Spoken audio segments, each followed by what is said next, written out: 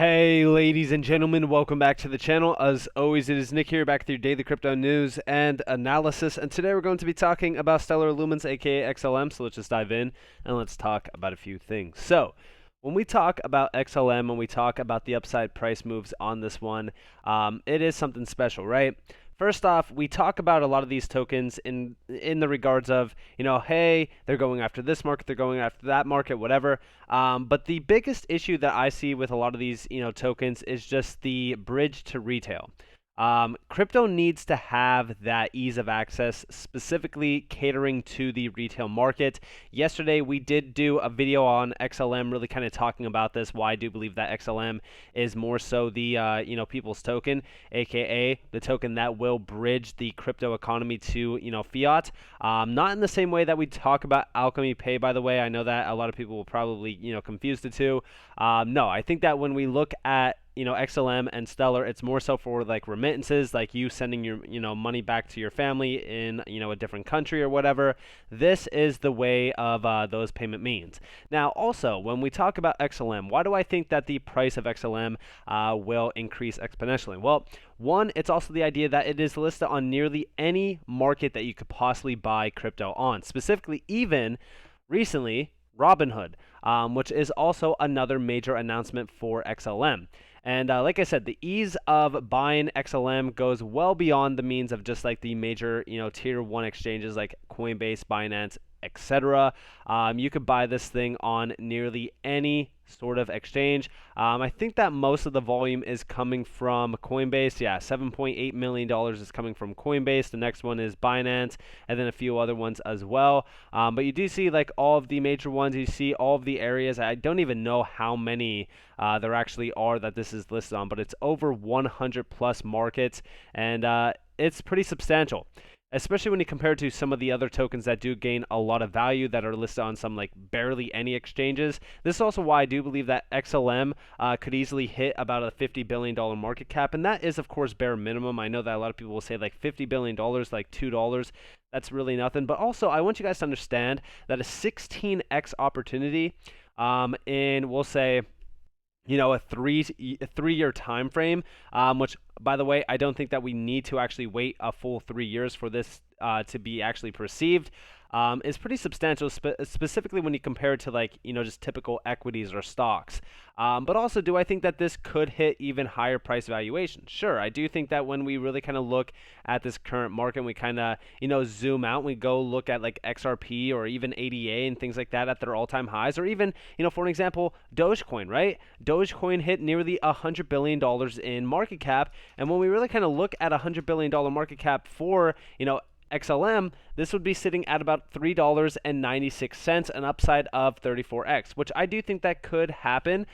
We really have to wait to see what unfolds. Again, do price predictions and, market cap really kind of matter to really kind of predict? Not really. I would say really kind of just watch the ecosystem and community growth behind something like XLM. But if we are talking about like Robinhood, when XLM does start to take off, we'll most likely see a lot of individuals making content on it. We'll see a lot of people kind of doing their own marketing around XLM, and anyone that does have a Robinhood account, which is a very large percentage of the population, they will be opening up Robinhood, looking at it, and they'll say, oh wow, what is XLM? They'll do some research, and boom, they'll be buying and FOMOing in, similar to what we do see when crypto is at the near all-time highs. A lot of individuals will FOMO in at the top and get left bag holding throughout the bear market. Now, when we talk about XLM, again, like I said, it just recently got listed on Robinhood. Did, much price action actually happen? Not really. I mean, this is going back to August 8th, so just recently. We are still very well in a bear market, so we're not going to see a major change from this, but I do think that this will benefit us going forward. And now, talking about going forward, let's talk about what is actually happening behind Stellar, because there's still a lot of growth and there's still a lot of development actually happening behind the scenes for XLM, specifically around the network itself. And we do see down here like building blocks to interoperability and inclusion. Our 2022 roadmap is structured around 3 strategic building blocks: increasing the network scalability and network innovation, activating more network participation, and of course demanding and promoting diversity and inclusion. Now, they are doing this through a lot of things.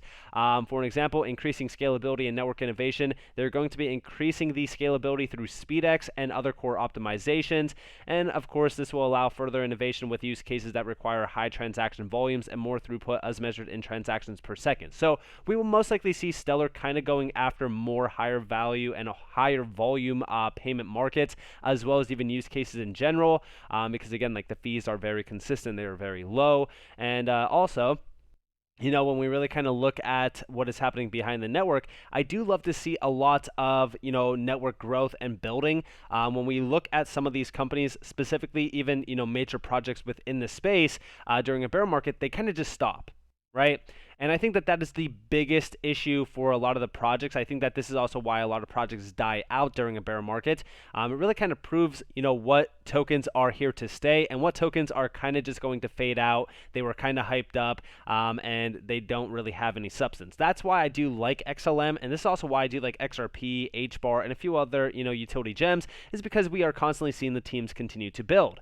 Now, talking more so about XLM, we do see down here, while scalability is a large part about improving upon the existing network, innovation is about challenging ourselves to adapt to new possibilities and see opportunities they bring to extend Stellar. With this frame of mind, we will extend network capabilities through native implementation, bridging, and even partnerships as well. So we will see a lot more updates around this, as well as down here we do see one last major quote. We will also continue to focus on interoperability with traditional financial systems by deepening anchor capabilities and by developing for wallets, exchanges, CBDCs, and even bank issued assets.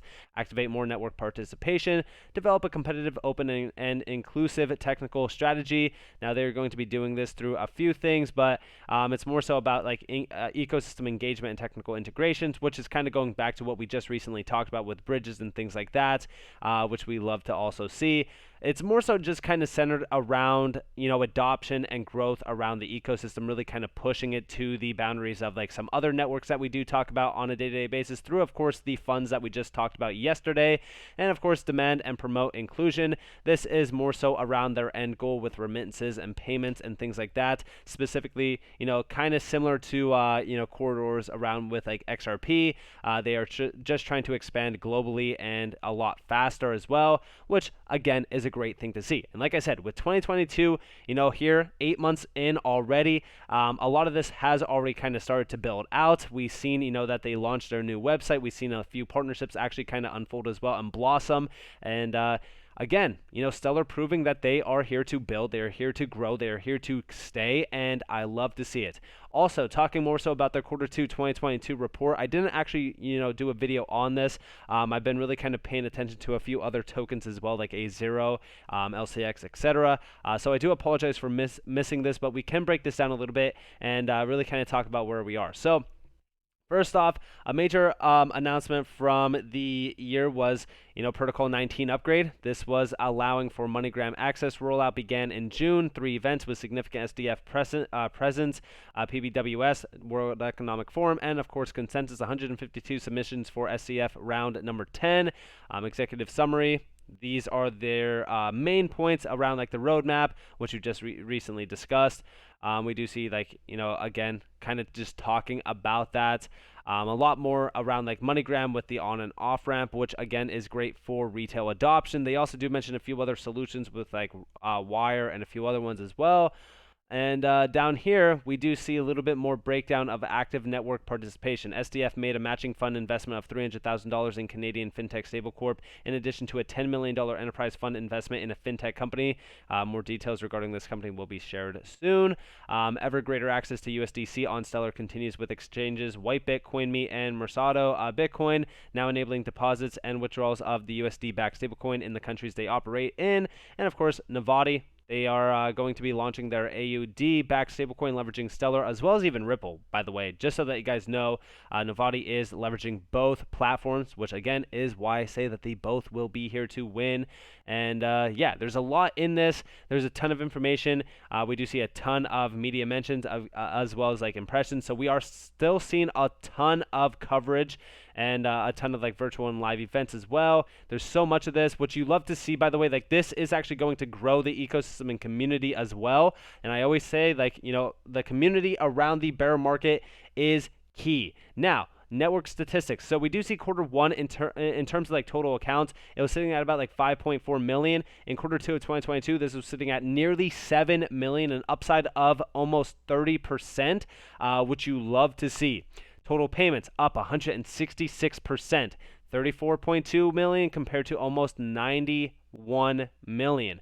And of course, the average daily decentralized exchange volume, 415% increase from 7.5 to 38 almost 8 million. Total operations as well, up 88%. And again, they do talk a little bit more about like relevant assets as well. This was up about 212%. This was transaction volume. I'm telling you guys, like the growth on Stellar is something to really kind of pay attention to. And there's $16.6 million worth of TVL in regards to liquidity with their AMM. We're going to see a lot more of this. Like I said, this is barely scratching the surface of this entire report. There's so much to this, but we have seen a ton of updates. I really do think that when we look at what XLM is doing, they're going to take this market by storm. They are going to really surprise a lot of people. I don't think that people are really, like, I would say when we look at a lot of the tokens in the space, I don't think that people are really, focused on what XLM is actually here to do with Stellar. Like, they are going after some very large markets, and specifically, they are bridging the gap between the retail sector and crypto through offering remittances, offering those low payments within areas that do need it. And I know what you guys are going to say, XRP is also doing this.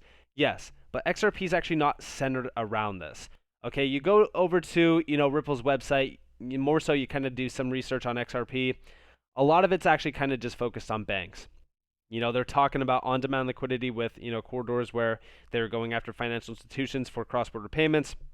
It's not so much centered around, remittances and the typical individuals that do transact on a day-to-day basis. Hence why when you actually go and look at even Stellar's main, Twitter, at the top of it, they are really kind of sharing the insights around what they are focused on, which is the retail sector, bridging the gap, having that ease of access to, individuals that do want to learn more about crypto, transact in crypto, utilize crypto.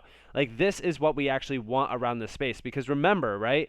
Yeah, sure, we are seeing a lot more retail adoption of crypto today compared to going back to even just the last major cycle, 2017, 2018, for an example. You could argue that it's more so like 2020 to 2021.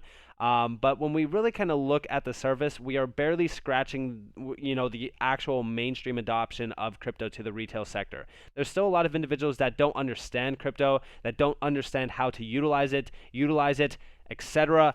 So having something where you have a crypto asset tapping MoneyGram, right? Which is a massive giant. There's a ton of locations around the world. When you have a crypto that is working with them, and this goes back to like June 10th where they fully went live with like digital wallets, etc. This is huge because this is what we want to see in regards to a bridge to retail adoption, specifically mainstream adoption.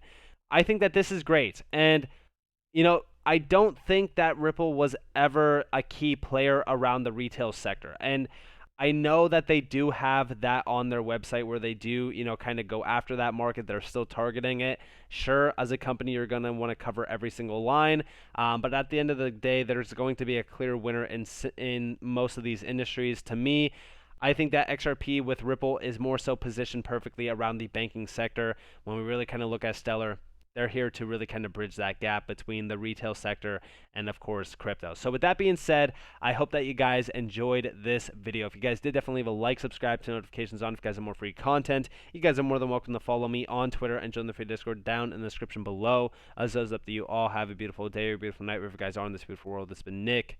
Peace out, guys.